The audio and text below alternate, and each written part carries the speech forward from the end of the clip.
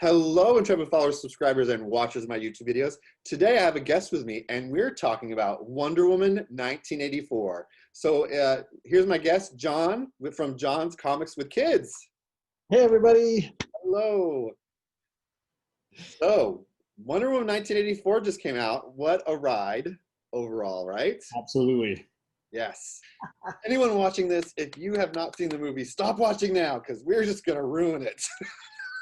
We're both comic book nerds. We've been reading comic books like most of our lives, as we've either heard on our channels or talked about before.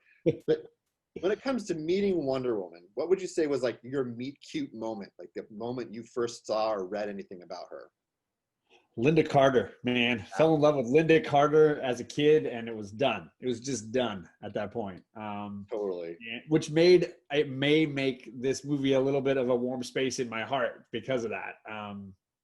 But yeah, I remember watching that show a ton, and then the comics definitely came later for me. Cool. Yeah, for me it was definitely the show, and then in 1984, when the Crisis on Infinite Earths occurred, I started reading the comic books, DC comic books, just after that. So I got on the ground floor of Marv Wolfman's, George Perez's run of Wonder Woman. So I have issue number 1 from 1984. Iconic. That was just, it just made me like dive in more. And I have, of all the comic books have a run of, I have it the most run of that is Wonder Woman. So when they first had the first movie came out, I was, well, even before the first movie, like in like Superman versus Batman, like right when she shows up, just when they have her show up in the trailer, I was freaking out. When that music comes in, right? Da-da-da. Oh man, she's cool. Totally. So going into this movie, I think one of the things that a lot of people talk about is just the fact that this has so much comic book lore. Like we look at the first movie and what Patty Jenkins and Gal Gadot and the writers were trying to create based on all that lore they had. And here we have a movie that's, I think it's interesting also because they didn't decide to just call it Wonder Woman 2. Like 1984, they like placed it in a time like no other. Like, so there's a lot there to process, and the fact that they have so much lore. So when it comes to like that comic book versus film idea, what do you think for you like stuck out the most from what you read of the comic books compared to what you see in this film? For me, I think one of the things with Wonder Woman's a complicated character because she's like Superman. She's been around for so long. She's had more iterations, I think, than pretty much anybody. You can go to the era where she had like all white clothes and no powers, and you can go to the bondage era, and you can go through all of these things. And I think it's hard to know what is the core of Diana. And I think one of the things I was most impressed with in this film was how well they nailed, I think, the two primary themes of the character, which are truth and empathy. And I think these are huge themes in the comics for this character. Yeah. And she's often referred to as like the essence of empathy, that she has this compassion. And this is that movie that shows, I mean, she doesn't just pummel the villains into submission. She convinces the world with her ability to be compassionate. But yeah, I agree with you. Just like she just doesn't beat the bad guys up, which is what you would expect Superman to do or Batman to do. Or other characters we've seen developed and shown because that's part of who they are, but yet she takes a different route. Even in the comic books, they did a really good job of it being about like, yes, I have all the superpowers. Yes, I'm this very tall, strong person, but really, I don't want to hurt you. I think it was Gail Simone that wrote a piece of Wonder Woman lore and just had her explaining why at the heart of this, it's not going to be about me kicking your butt, and I think they did a good job in the first movie and in this one. Like the first movie, it was definitely that this is a war, this is horrible, we need to stop doing this stuff. And in this one, it's like, wait a minute, there's consequences. Like we need to think about the consequences. And even her having to realize that, okay, I brought my dead boyfriend back to life and I'm going to have to let him go, and her struggle with that. Like, I don't think Batman would take the time to do that kind of struggle. No, you no, know? not at all. He'd sleep with the hot chick and then go beat up the bad guy. Yeah. Well, I mean, even like Superman. Superman had that struggle in the first ever Superman movie. Like, Lois Lane is dying. I need to help stop it. What can I do to stop it? Like, he had to sacrifice. But I think that's, like you said, it's to the essence and core of who Wonder Woman is that it's about truth. It's about just empathy and trying to, like, not kill or destroy her enemies, but to get them to see that, hey, I see what you're going through. I see what's happening here. And this is not the right way. Like, we can do better. Like, even with Cheetah, she's like, what happened to you? Like, You look at that fight, like she's not just trying to pummel Cheetah. In fact, she basically is playing defense the whole time, just shielding herself from Cheetah yeah, until she can try to get through to her. And of course, she can't. But yeah. like the fight sequence is sort of the antithesis of what you would expect from a superhero movie, which is frustrating. Obviously, you want to see good action sequences. And I think that's what a lot of people I've heard other people say is, oh, there wasn't enough action. But I'm like, that's not Wonder Woman. Like, Wonder Woman does action, yes, but like it's not the only thing. I think of a Right. lot of the comic books, even the ones that they have now, is yeah, there's action in there, but there's a lot of dialogue. Like, her comic books, they're dialoguing, they're Yeah. talking, and that's what she tries to do. Like, when she goes to finally get to Maxwell Lord, it wasn't like, I'm gonna kick you and knock you unconscious and then throw you into jail, you know? Yeah. It was a huge, long speech, and they both have these monologues, and it brings to me like the truth element. You know, the for me the star of this movie is the lasso. Like the lasso is the star.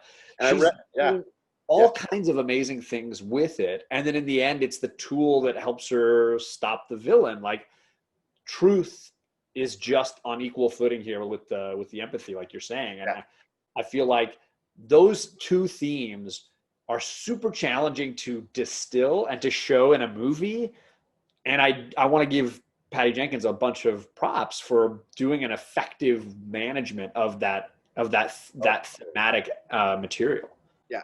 And that's one of the things I think about Patty Jenkins, I think is great because she has done a lot of movies that were the complete opposite. Like, one of her most popular movies was a war movie. Like, she came from an action like genre. It wasn't like, oh yeah, she's made all these like wonderful rom-coms. This was not someone who was making comedy or romance movies or dramas. This was someone who was making movies that had war in them, and she's gone like a direction that you wouldn't expect with this story. And I think, yeah, I read an article, I read a review. It was a small, not review, but small interview with Gail Godot about it, and she said we didn't want to focus on the sword and the shield like in the first movie.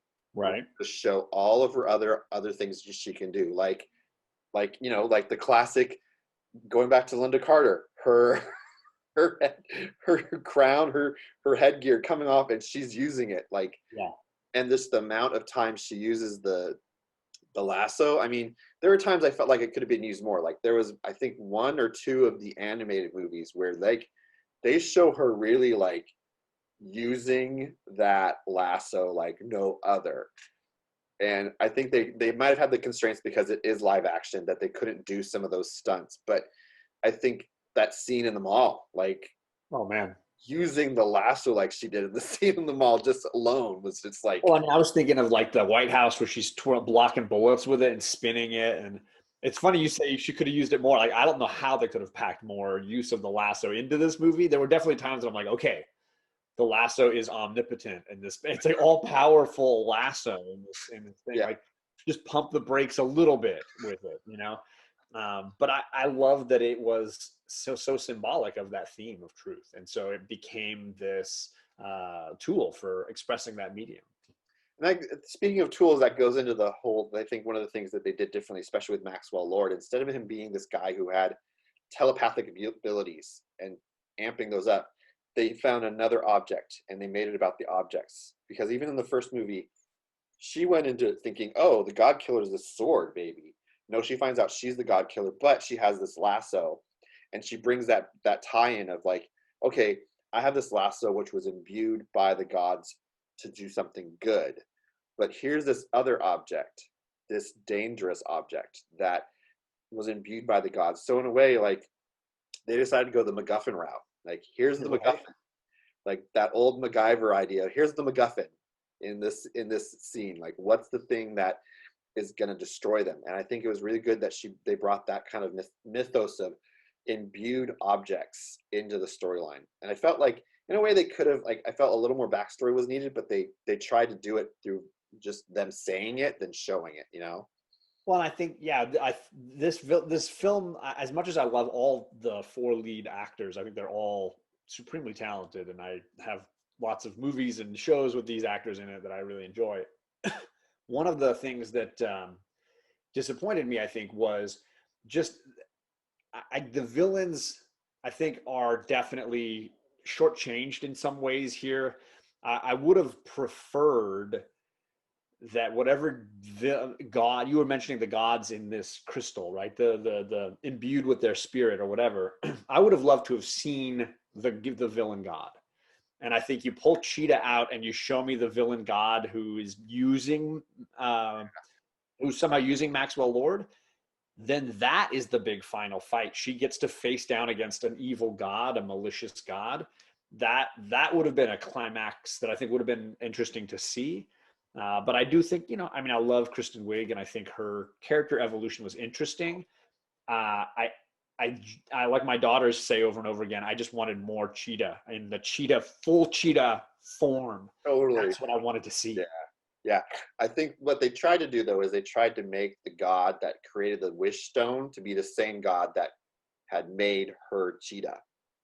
Because they did that because they got the idea of making her becoming more like a cheetah because she was connected to a god in the Marv Wolfman era of Wonder Woman.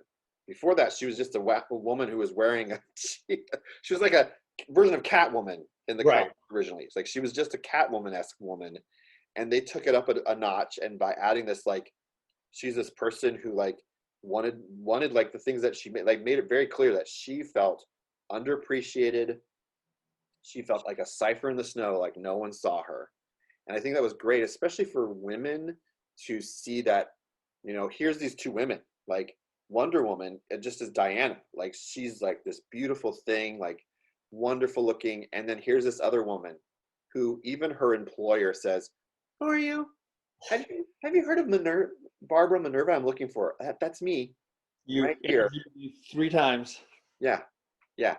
And it's just, I think it was great that they tried to like start building this character of a woman who is underappreciated, who's underseen, and especially in a field like archaeology. Like that's not a field that's known for having very good equality. And so I think it was great to bring her into that. But then once the rest of the story started getting momentum and you put in Maxwell Lord, it's sort of like her development sort of slowed down in that respect. And I felt like, yeah, they could have gone a little further with developing her more, not just the one like, hey, let's go get some early lunch or early dinner. And then like, that's the only time that they like really become like friends. Like I felt like the friendship was underdeveloped too between them. So when it came to that point, but it still was good that when it came to that point, when Wonder Woman had to face Cheetah, she's like, listen, I see you as my sister, you're my friend. I don't want to hurt you, and I'm concerned for what's happened to you. Like it wasn't just like you're bad and you're going to Arkham. It was, oh my gosh, are you okay? Like this does not look good. Do you need help? Yeah. No, she definitely mentions, like, just like the homeless gentleman who is a sort of part of Barbara's story. Both of them see the change she's gone through and they question her decision making. And I Yeah. think I don't know that she fully hears either one of them. I mean, the conclusion is pretty ambiguous. My youngest kept saying she was most frustrated with the movie because they never fully gave us information on did Barbara renounce her wish, and they just kind of leave that blank. They do show her not looking like a cheetah anymore because that was connected to somebody else's wish that was renounced, so she lost it because of that. But her own abilities might still be intact. It's hard to know. Yeah, it's hard to know, but I think there was a lot more that could have been developed. But I do like the way they tried to not make her as much like the cheetah in the comic book, but more like an actual cheetah, like the hair and Right. and the speed and stuff, and I thought it was really great. But yeah, like if we talk about Maxwell Lord now, like man, it was definitely a different direction than what I know of Maxwell Lord. But the one thing I am glad about, as I was watching the movie and they got close to the ending, the climax of his being evil and her going towards him, I turned to my friend and I said, "Oh, I hope she doesn't do what she did in the comic book and like breaks his neck and kills him." I was like I kept seeing that from that comic book where they're in front of a TV camera and he admits everything he's done wrong, but then she breaks his neck and kills him. And I was like, "Oh, Diana, please don't." I mean, it's a great moment in the comics. For those that don't know, I'm a big Greg Rucka fan. He's an incredibly talented guy. Yeah. And he wrote that arc. And it's a powerful storyline involving Superman being brainwashed, and she can't stop Superman because he's Superman. But she figures out the only way to break the link is to kill Maxwell. Maxwell even asks her, he's like, kill me, because he doesn't think he doesn't think she'll do it, which is not. That's definitely his fault for underestimating her. And I think that's good. That's one of the things they did do in the movie well, is they gave him that bravado, like that sense of like, I'm the man, you can't do anything to me. But we also got to see behind it. We got to see this man who tried to make himself this big, great person, and there's all this stuff that's wrong. Right. And how like the only thing he thinks that can help him is this rock. And so it's interesting just to see how they developed that. But there were times I felt like, oh, here's this kid. Like he's got a kid. Like, okay, well, just recently, big spoilers for anyone who hasn't read the comic books yet, they give him a kid in the comic books recently, but it's not the same kind of kid. Let's just say that. So it was interesting to see that kind of like, here's this part of him that is human and has compassion and love, but it's sort of there, but like underutilized, I felt like. Yeah, and I think it's funny for a movie that is 2.5 hours, which doesn't need to be 2.5 hours, but for a movie that's 2.5 hours, it's funny that the villains would still feel underdeveloped or not given enough time. And I think you and I were talking a little earlier about how a lot of movies and the comic book related movies these days tend to be just flood you with villains. And as a result, they all get a little short shrift. And I feel like that's kind of what's happening here in this movie. Yeah, I agree. It's hard to balance that kind of stuff. And it's a shame because I think either one could have been a really great lead villain, but the combo doesn't necessarily play out well enough here, despite the fact that, again, like I still think all four actors are perfectly cast. I think they were totally perfectly cast, but there was just this sense of like, and then the way he ends it, like I just like, okay, he loses the ability, right. he renounces it, but it just, I felt like it was sort of anticlimactic in a way, like yeah. Well, and then what happens to the stone when he renounces his gift? Does the stone reappear inside of the little missing piece? Yeah, it doesn't. They left that open, and that might be what they can use. Like my thought on that was, okay, well, Cheetah still is Cheetah, right? That's connected to the god that she worships and gets her powers from the comic book. So if they decide to bring her back later on, like that's the MacGuffin to bring her back, because that's how she kept through most of the comic books nowadays. They still, ever since Wolfman and Perez did that, they've used that MacGuffin for her of how she becomes Cheetah. So if they bring her back in the third movie, that would be it. Which I don't know if I'd want to bring back another villain that soon, but it would be interesting to see. But it was very interesting how they did try to bring the two characters and connect these two characters that in the actual comic books have no clear connection to each other. Yeah, I don't know that I remember them ever being in a Wonder Woman story arc together. Yeah.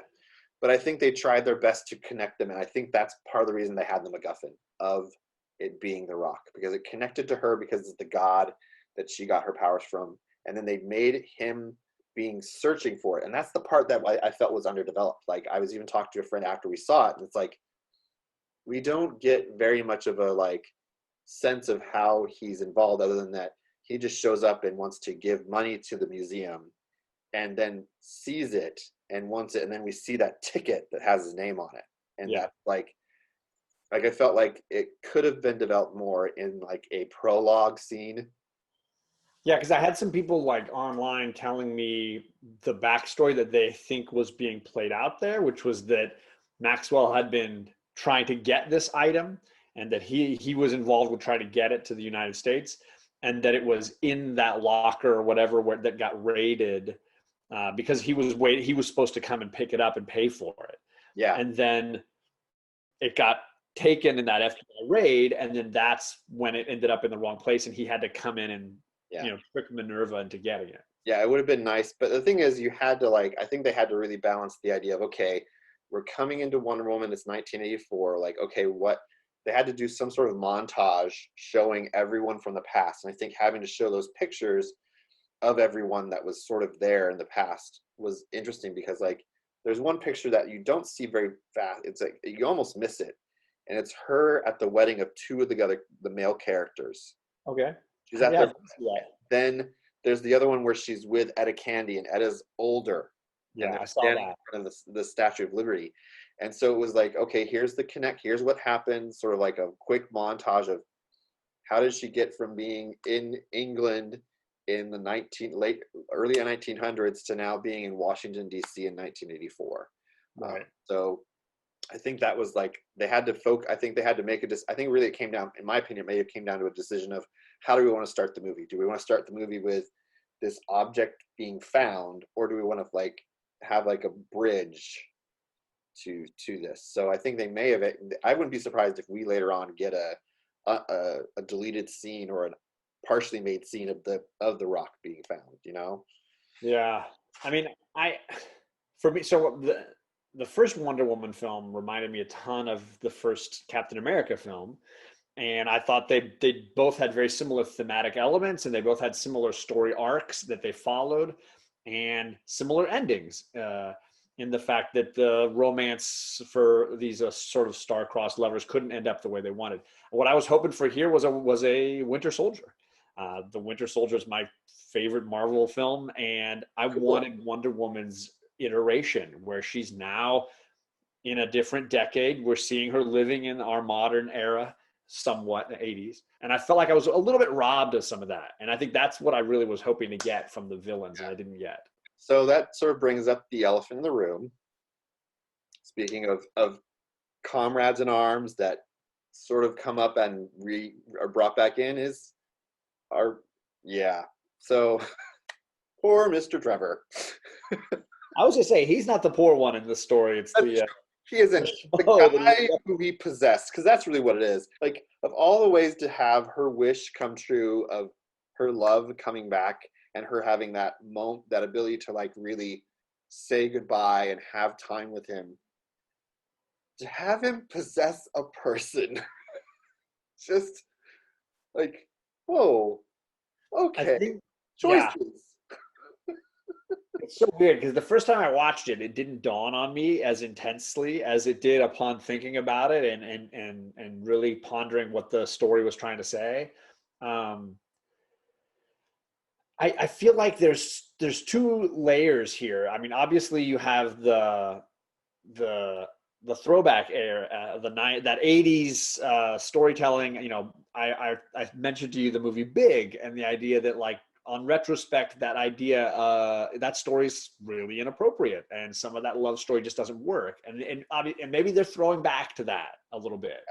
Well, it's like I was talking about earlier too, is like the idea of like in that late 70s, early 80s era of like having someone who is dead or dying possessing a person and coming back and reliving a life or trying to do their life better or helping someone. There's a movie with Ellen Burstyn where she dies. Switching, no, switching Yeah, the switch. yeah, she's a man who dies and then comes back in a woman's body and has to like help someone, but at the same time learn a lesson. But with this, there isn't that lesson learning. It's just he, the stone doesn't say, "Oh, magically there's Steve in a body." It's like, wait, that's an actual person. There was no consent. Like, I mean, hey, let's be honest, it's Gal Gadot. So like, who's gonna turn that down? But yeah, like, The other thing that came up for me with this, and I know that it's a very hot button topic in general, which you mentioned, is I think the main reason they did it is this concept of how the crystal works, and the crystal has to have a curse element, right? It has to have this intense drawback, and for me, I felt like on the surface, the drawback is that she's losing her powers in some way. But if you really watch the movie, she's not really doing, like, her powers seem to magnify. She's doing stuff in the car chase along the road there with the tanks and stuff that I'm like, okay, that's just wild. Um, it seems to be the bigger curse from the crystal is that she's scarring her original love story by damaging it with this other man. Yeah. Uh, Well, because that's the thing is her loss of the power, they connected to Barbara Minerva.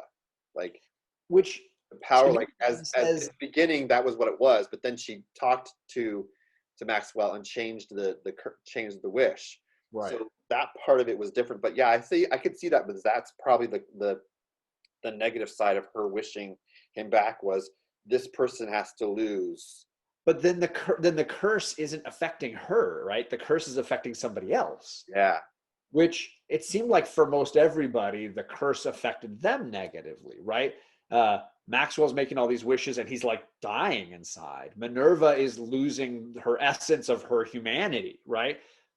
Why is Wonder Woman's wish traumatizing some poor schmo? Like, it just doesn't make sense. Yeah. Yeah.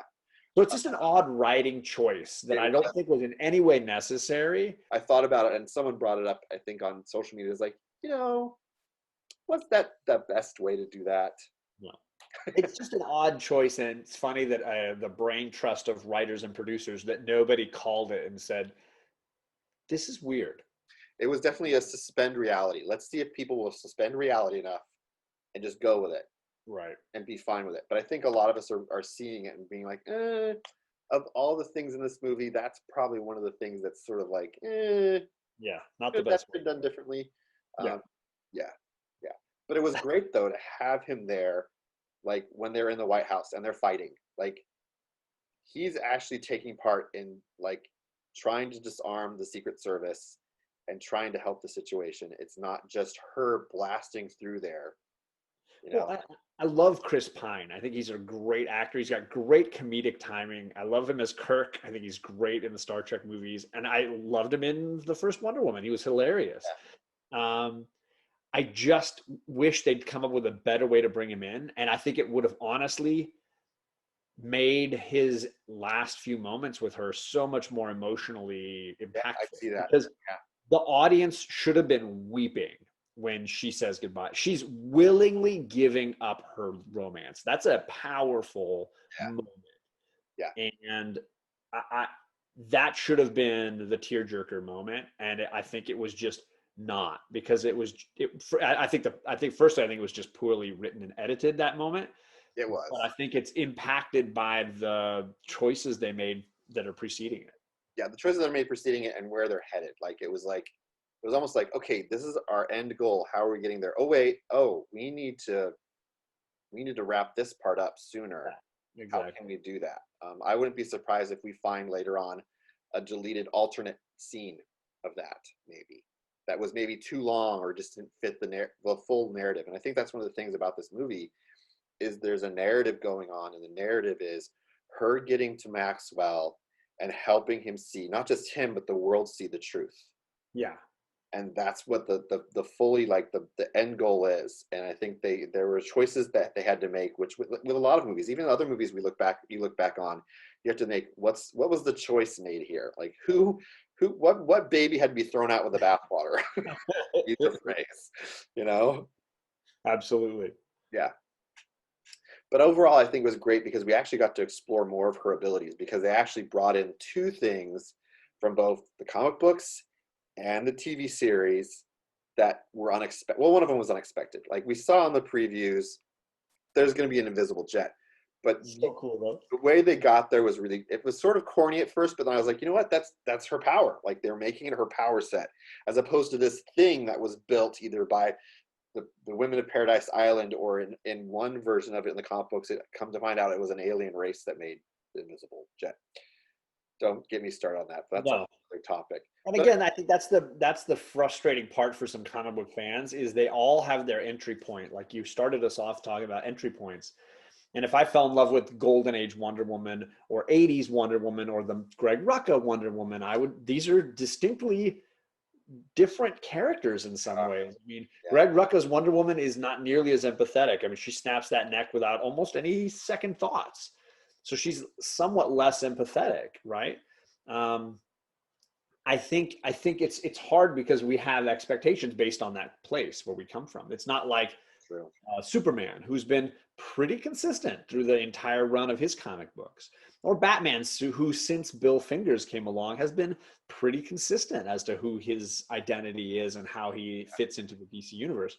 Wonder Woman's identity has evolved so much that I think our expectations play into that a ton, and distilling it to something that everybody can find a way of appreciating is really complicated. Yeah, I think that's one of the biggest things with I think any adaptation, whether it's a comic book or a book or a TV show they decide to make into a movie, it's that adaptation of like looking at the source material, like we talked about, the lore of it, and figuring out how much of this can we fit in 2 hours, or in this case, a part 2 hours. Right. Yeah. Okay, we explored these things about her in this movie. Okay, what are we going to explore in this? I think the things that they chose were good. I like the fact that they focused on the lasso. I like the fact that they had her learn to fly. Like it wasn't just innate. Like in the 80s Wonder Woman, it was like, oh, she can fly automatically. Like she out the gate was already flying, like on her own accord. Like they gave her the sense of ability that she needed to work up to, Which like makes you question the Wonder Jet, anyways, right? Like it does, because it was just like, I love the fact that they decided to bring it in for that brief moment in the movie for them to get from point A to point B, and that was great. Yeah. That was a great Easter egg, I guess you could say, of bringing in this idea of an invisible jet. But literally, I actually said this. I'm like, oh, thank goodness they don't have her flying in the middle of like in air, and you can see her. Like, yeah, the two of them just sitting there flying like this in the middle of the air. I was like, oh, they didn't go that route. Thank goodness. Because what works in a comic book doesn't work cinematically, right? Or a TV show. In the comic book, you're not just gonna have a blank sky and it says she was flying over the water. It's like, no, Yeah. you gotta. Or in a TV show, like she's just. You just pan the sky. That's her. Yeah. Doesn't work. Yeah. I think that was great. They went with the 80s nostalgia, but they didn't go too far. No, I think, but I mean, I also get there's people complaining that they didn't feel like it felt like the 80s enough for them. They wanted a few needle drops, they wanted a few sound, bits in there. They wanted a little bit more of the clothing. They wanted a little bit more. For me, I felt like that's a fine line. You play with that too much and it becomes this like joke. And it doesn't become this lived-in thing. And I think they struggled walking the line for sure, but I'm glad they erred on the side of caution and not on the side of excess, because I think if they did these kinds of things excessively, it definitely ruins the joy. It would have ruined the joy, because those Easter eggs are there, and they want to make it, like I said earlier, they're trying to bring in so much information, and they want to put in little points of things, like, but just have by having people dress a certain way. Right. Look a certain way, as opposed to like, hey, did you see that guy with the mullet and wearing that thing, and he was drinking that new Coke? He's got the flock of seagulls haircut. Yeah. Yeah. Everyone's got a new member's jacket. Right. Now you mentioning Easter eggs a bunch, and there's like one champion Easter egg in this movie for me, which is Linda Carter's in this freaking movie, man. Yes, that mid-credit scene, I was like, as soon as they saw they showed the blue person walking, I was like, it's her. She's here. And the way they brought her in, and it was so great to not just have Wonder Woman wearing that golden eagle costume, right, that's from the comic book. They actually gave it some connection to the mythos of Wonder Woman by having this like, they introduced new information. Like I've never remember seeing any of that in the comic books ever. It was like new to me. You mean the gold armor with the wings? Or No, you having it be like an actual Amazon that was made for who helped them escape to the right. Paradise Island, that whole like mythos, like connecting it that way, and then not just having it be something that's from the beginning of the movie and she finds it and she wears it, but like, oh yeah, she's alive and this is what she looks like. get ready for that. Which do you think they're setting her up as a ally mentor or as an arch enemy for later on? To me, I would love it if they just let it be that, like what it is. That was it. Like this scene appears, you see this thing, and then that's it. Like maybe having her be like another little like golden moment, sort of like she's the Stan Lee for this character's movies. I know that's a little hard to say, No, but I mean, I at first it's hard on my age right? to imagine Linda Carter as the Stan Lee, Yeah. but But to more, have her be like this thing, this person that has a cameo, but yeah, she's not like a part of the story and an integral part of it and has to be there in every movie, but she just shows up I hadn't thought of it that and way. she's there because essentially that's what it was. It was her moment, her cameo moment, just like Stanley has his cameo moments. But they gave her a name. They allowed her to interact with people, and she says a name, as opposed to being a corny thing where she's she's selling hot dogs on the side of the street as they go flying by destroying things. You know? Well, and that was the thing for me, at least in my girls, where we were like coming out of it, you're like, well, then I need to know and I want to see how she connects in. So instantly we were like, okay, does that mean like my daughters were like, does that mean she's going to show up in the next movie and say, where's my gold armor, lady? I had this amazing gold armor and you wore it one time and you trashed it? I saved your entire race with that gold armor and you wear it one time.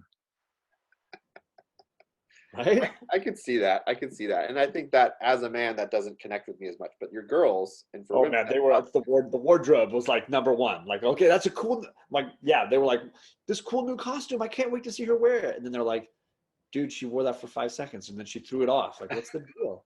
It was so yeah, cool. It was gold and it had wings, which also made me like, I had so many problems with that costume in this movie, I will say. Like, firstly, like she's flying with the lasso through the sky, and all of a sudden she lands and she's wearing it. And how did we skip the like getting the costume on? yeah. I know. I thought they had a moment where there was a moment. I remember she went into the room where it was at. She left Steve.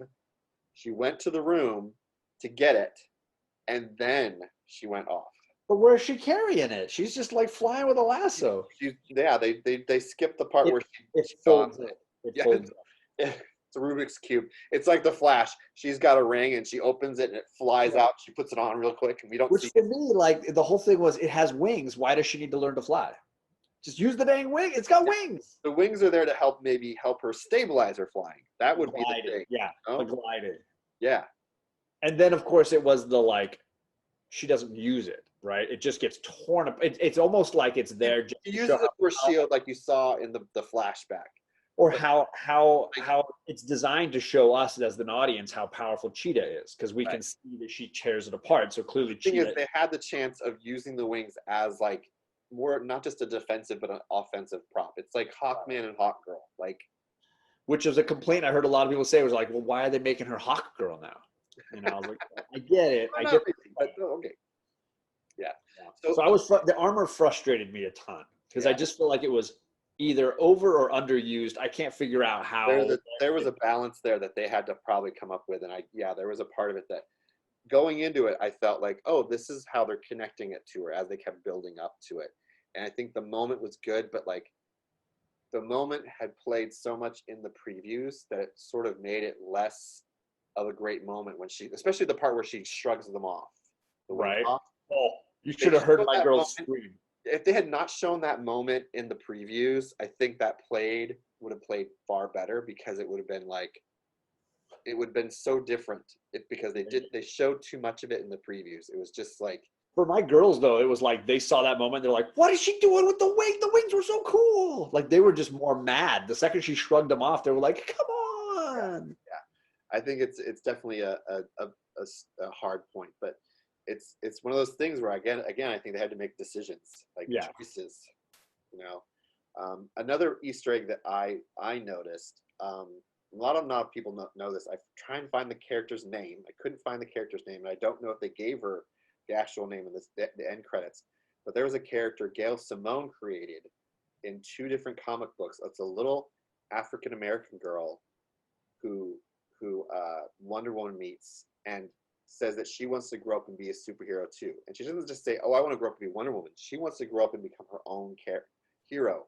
And so that mall scene where there's that little African American girl and her eyes are big and she's watching what's happening and she gets saved by Wonder Woman.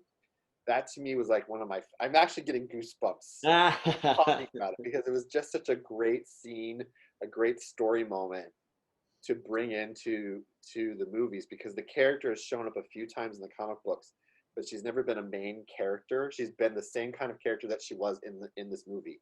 This side character that shows up and sees Wonder Woman for what she is to her as a little girl. This is something I can look up to, and I can see myself becoming. And I think that That was inspirational kind of thing. That's cool. I did, because I'd never heard of that character before, and I could totally see what you're saying though in those scenes. yeah, because with Batman, you really don't have that. Like, I'm sure, okay, Batman has his Bat family, but that's a little different. That's him taking orphans off the street and raising his own. Superman, he does eventually have some family, but it's a different kind of thing. So this was more like a special moment, I think, for women and girls of all ages to see this person and see this girl who sees that, hey, this is I could see myself doing this, and Right. that was the whole point of that character, and that's been one of the greatest things. I was so great to see that in the movie. So, That's cool. well, what else anything else you wanted to bring up? Anything else that you saw in the movie that you thought good or bad about, that you loved or wanted to see differently? I mean, I do feel I was disappointed in general with the action. I think we kind of touched on that idea a little bit, the idea that this is sort of the antithesis of a lot of superhero action movies. And so as a result, the action sequences, I think, were, at least for the most part, better executed in the original film. I think they had more energy. They had more. They felt like there was more at stake. They were more exciting, and I think in general the action was kind of downplayed. And the biggest action scene was probably that big road chase with all the tanks and things. And that one was sort of laughable. Like, it wasn't really. It didn't have the intensity that you would expect some of those moments to have. I Um, I I totally think they were emulating the show a little bit more. The show has this kind of tongue-in-cheek, kitschy kind of style, and I think they maybe wanted that. hmm. But for me, I was definitely let down by how long, slow, and kind of weak the action was in the movie. I totally disagree. I think it was just the right amount of action, because it's not meant to be a guy's kind of action movie. This is, Sure. to me, I felt like it was more like the Indiana Jones movies than it is like Avengers or Batman or Oh, Superman. totally. It's definitely more about the plot than it is about, like, there's these action moments that are occurring. Right. Like in the Indiana Jones movies, especially the first one or two, it was, these are some plot points and they involve action, as opposed to, here's some action and we might be having some plot point.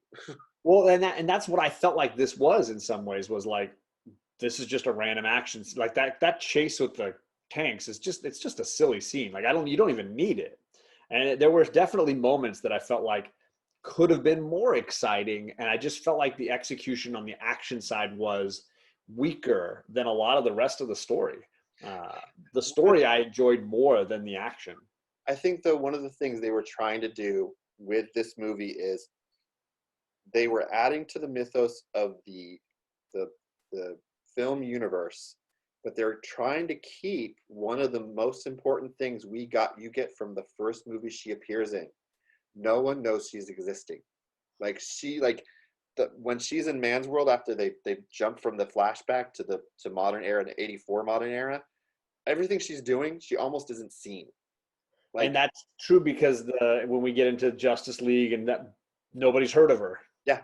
And so I think they were trying to keep that part of it there, like her throwing her her headgear and moving the cameras. That wasn't, that was to like, so they wouldn't see her. Like her stopping that car from hitting that woman. No one knows how that happened. Like, how did the woman not die? Oh my gosh, she's saved. The same thing with Linda Carter's scene. Oh, she sees that thing falling, she moves it. But the woman who has the kid notices what it is. But most people Yeah. aren't aware of her surroundings. And I think that's the other thing why I think the action was so different, because it wasn't about her saving the day and getting that limelight that you have with Superman or even with Batman.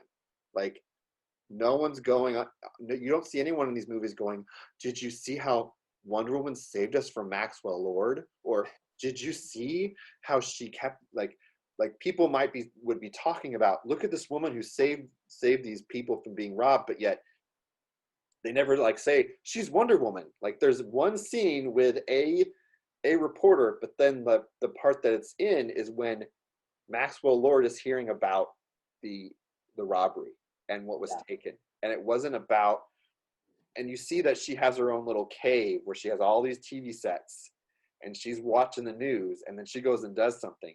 But yet she doesn't, like, goes back to the idea that she's not about chasing the limelight. She's not trying to be in the, like, she's trying to like be this like behind the scenes. And maybe in the third movie it might be completely different. She will like, hey, I'm here.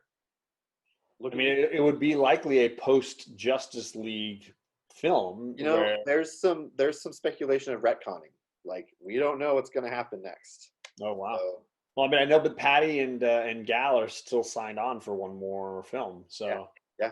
I did want to mention too, like the color palette of the film. I think is one of the big scores, the big yeses for me. Oh, totally. Her costume got a little brighter, a little more 80s, a little more exciting to see. Yeah. Even Cheetah has some like color in her hair when she full goes Cheetah on us. I think just the color palette of this film versus the first film was a very effective mechanism. Whether that was all production design or cinematography or mixture of both, I think the first film had a really great sort of Kubrick Paths of Glory World War One view. That was the color palette, and then this film has a much more pastel '80s color palette. It does. It has that very neon pastel, and I think it it's also on the same. It's sort of on the same, along the same lines of the color palette from Shazam. Definitely. These movies are made like, it's definitely more for people. Their age range is not people our age. It's definitely for younger people, and they're trying to make it not this dark, gritty Frank Miller world, or Right. Kevin Snyder world. They're making it. This is like a world that's like has light to it, and and I think that's part of one of the things I think a lot of people, and maybe I'm just spitballing this, is the action scenes aren't in the dark. They're not at night. They're not these dark, foreboding things where you're this. It's not the evil man in the alleyway. Or the hero as a gargoyle looking over the city, Yeah, right? yeah, which they sort of did in the first movie and in the. Well, at the end, but she's like on the Eiffel Tower, and she's like, it's like broad daylight or whatever, like Yeah. beautiful lights all around, and she's like flying, like it's far more like bright It and is. not as like in shadow. Yeah, and I think that's one of the biggest things about this movie and like Shazam is it's more bright, it's more alive. That's the word that comes to mind when I think of it. It's more alive. Like it's really happening in the real world. It's not this like dark alley in this unknown place. It's in Washington D.C. It's not Metropolis. It's No. it's not Gotham. You know, and that's one of the things about Wonder Woman from going back to the comic books is she's never had like an actual like city she was in. It was always her going somewhere in the world. Because I think she's not, there's, if you want to talk, if you want to compare her on the Marvel side, she's not Spider-Man, right? She's not your friendly neighborhood superhero. Exactly. She's fighting gods. Well, even if you just compare her to the other superheroes in the DC universe, a lot of the other superheroes, there's a city connection to them. Yeah. Green Lantern has Coast City. Flash has his city. You have Green Blood Arrow and Blue Star Blade. City. You have all these cities Yeah. connected to them, but yet she doesn't. I No. mean, in the late 90s, Byrne tried to connect her to a city by creating a city called Gateway City, which Yeah. essentially was Washington, D.C. But, so I think it was great that they had her be in Washington, D.C., and that helped also with the story of where it was going. And so I think it was really great. But yeah, she's definitely more a lot of people don't see it this way, but she is definitely more supernatural magic connected than we really think. But she's also very more the world. Like, Which is why I think it's nice when people move her into like Justice League Dark, which I mean, I if love you've that. read That's those my favorite. comics, Yeah. those Read comics are that comic. awesome right now. Yeah, And I think if they went that route with her, if they pushed her next film and then a follow-up Justice League Dark movie into that direction, I think you oh, get really cool. that would be cool to see. I think that Yeah, would be excellent. I would be into that. Cool. Well, I like to do a rating. I've started doing a rating systems with all my reviews.